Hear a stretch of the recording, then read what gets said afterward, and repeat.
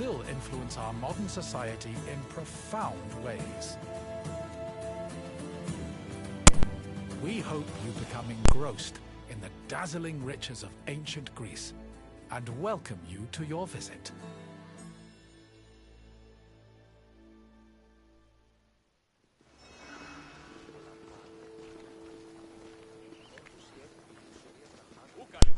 What's up, you guys? We're here, we're in classical Greece.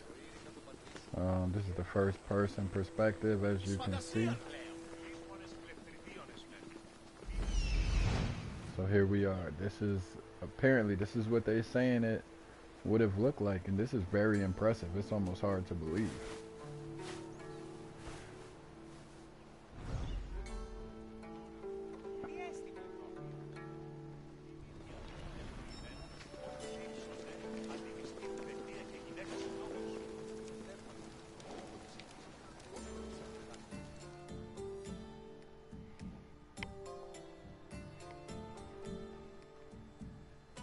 Greetings, wanderer, and welcome to the Acropolis, the shining jewel of Athens.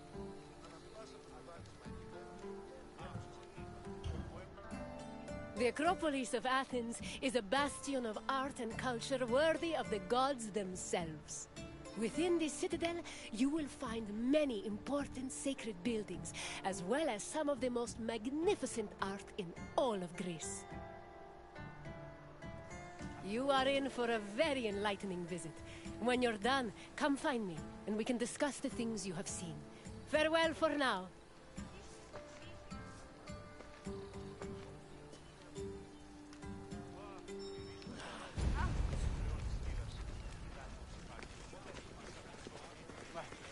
Let's see if they narrate it, or if I gotta read it. The Acropolis has gone through many changes in its long history. It began as a simple rock, settled as early as the Neolithic period, and then became a fortress in the Mycenaean period. Stone buildings started appearing in the 7th century BCE. But the famous structures whose ruins remain visible today date mainly from a period of construction in the 5th century BCE. The location of the Acropolis is closely tied with Athens' foundation myth. Supposedly, it was the site where Athena and Poseidon competed for the city's patronage. This connection gave the Acropolis a sacred aura, and it was considered the religious heart of the city. Okay, Acropolis is the religious heart of the city. Let me see what else they got to say in here. It says, after the archaic buildings of the old Acropolis, most notably the Temple of Athena Polias, were buried down in 480 BC by Xerxes' Persian army. So the Persians burned down. I said buried. Burned down by Xerxes' army in 480 BC. The great general and statesman Pericles resolved to transform the naturally imposing rock into a huge monument to Athens' political, military, and cultural greatness. Thus began the most ambitious building program the Greek world had even seen at the time.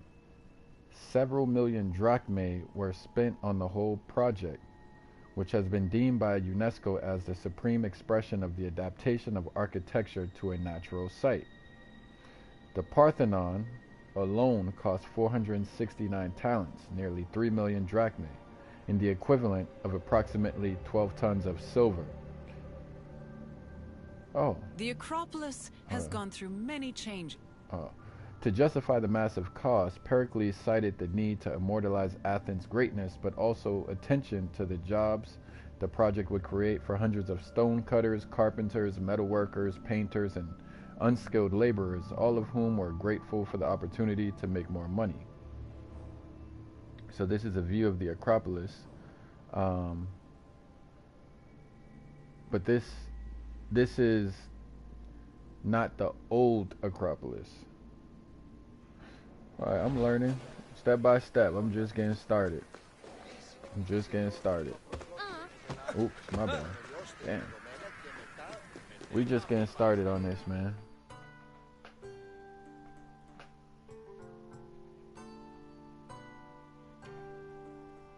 Hope you guys enjoy this. The You know, Temple we're getting of a lot of Athena history Nike in. was built on the remains of old fortifications from the Mycenaean era.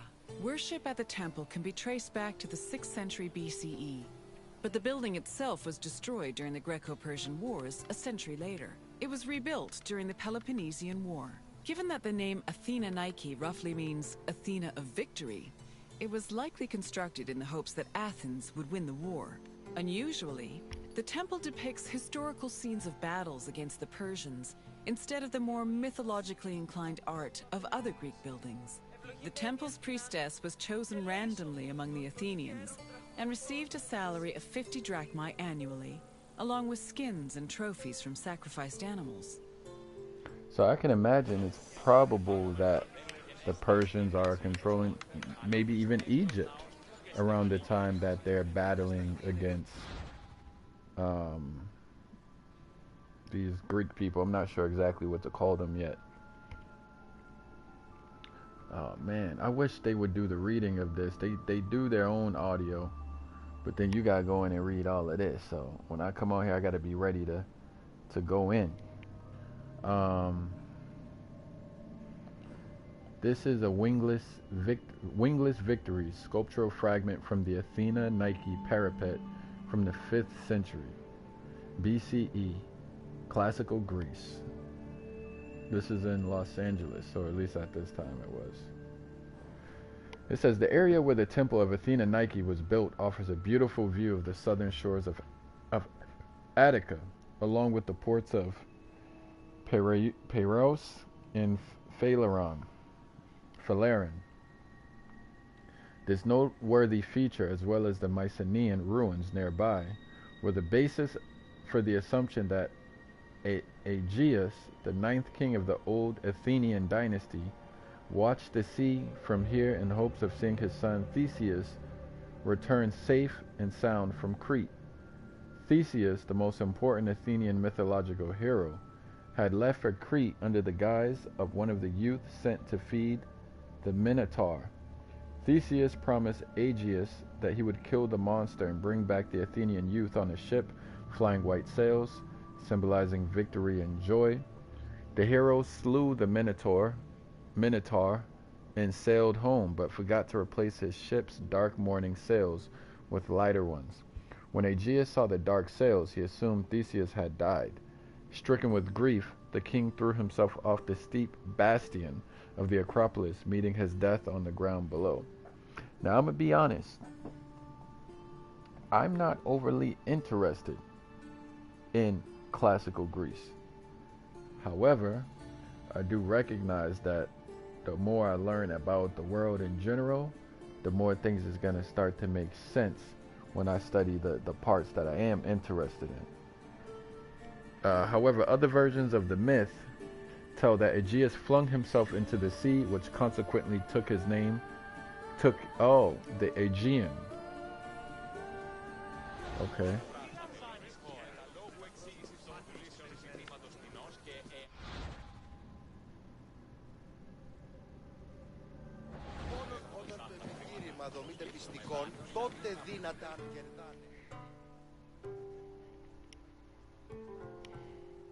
The Acropolis was built up over a long period, due in no small part to its partial destruction during the Greco-Persian Wars.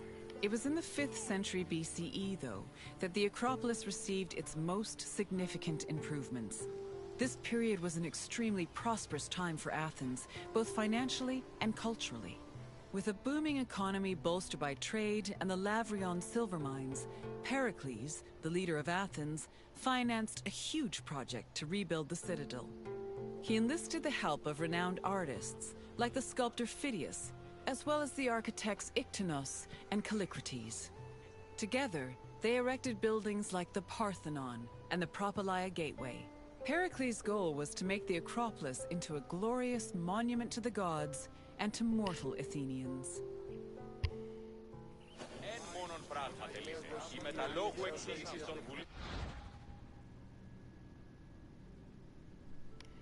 I ain't gonna lie to y'all. I gotta get into this game to really get into this right here. You know what I'm saying? So I don't think I'm gonna be going in too long on this. Alright, Pericles Acropolis. The history of the Acropolis did not end with the Periclean building program. In antiquity, and the reason why I say that is because this stuff, whenever I'm learning something that's really, really new, like it's just a fog. Like I'm reading this, but ain't none of this really making sense to me yet. You know, not yet. Like the names I'm saying, Pericles, Acropolis, this or this, Theseus, like it's just not familiar. In antiquity, fires and invasions often imperiled or even destroyed parts of the Acropolis, forcing Athenians, and foreign admirers of the site to restore, embellish, and protect the remnants of Pericles' achievements. So Pericles, this is a Roman copy of an earlier Greek original from the 2nd century CE, the Roman period. This is in a British museum. So we got a guy named Pericles. For example, a ceremonial entrance in front of the Propylaea was built by F. Septimius Marcellinus circa 280 CE, with stone quarried from nearby monuments, which had recently been destroyed by a Germanic invasion. Wow. So we got a Germanic invasion prior to 280 CE. It is known as Buhl Gate, named after its first modern excavator. The Acropolis had many uses throughout history. Under Byzantine rule, it hosted pilgrims seeking to visit the Parthenon, which had been transformed into a church. After the Fourth Crusade, it housed a Roman Catholic cathedral, as well as the palace of the Latin Duke of Athens. In Ottoman times, it acted as a fortress for protecting mosques, living quarters, and the harem of the local governor. It was only in the first half of the 19th century CE that the newly independent modern Greek state decided to revive the Acropolis's classical ruins. The medieval and modern buildings were removed, and the site's restoration has been going on ever since. So the Acropolis had many uses throughout history. The Byzantines used it to host pilgrims seeking to visit the Parthenon, which was a church at the time. During the Fourth Crusade, it housed a Roman Catholic cathedral, as well as a palace of the Latin Duke of Athens. In Ottoman times, so Muslim rule, it acted as a fortress for protecting mosques, living quarters, and the harem of the local governor. Look at the Muslims with their harems. Not bad, not bad. Hold on, what can we do over here? We got some subjects right here. Can I talk to them? They speak in Greek.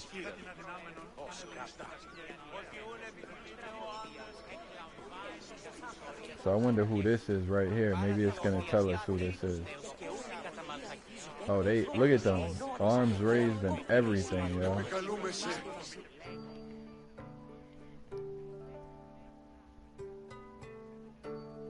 Classical Greece.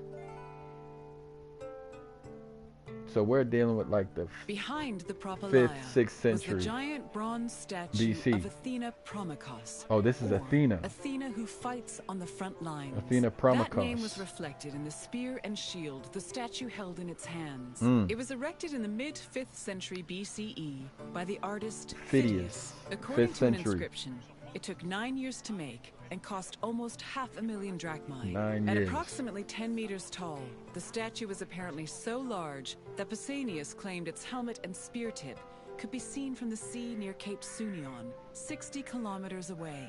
The ornamentation on the statue's shield was engraved by the metalsmith Mies. That was dope. So we got Athena Promachos. Okay. A pan-Athenaic amphorus attributed to the Marsyas painter from the 4th century BCE. This is also, or was, in Los Angeles. So Athena, who was miraculously born from Zeus's head, was one of the most important deities in the Greek pantheon. In the Bronze Age, she was an Aegean goddess who protected lucrative palatial and household activities such as wool processing. Later on, she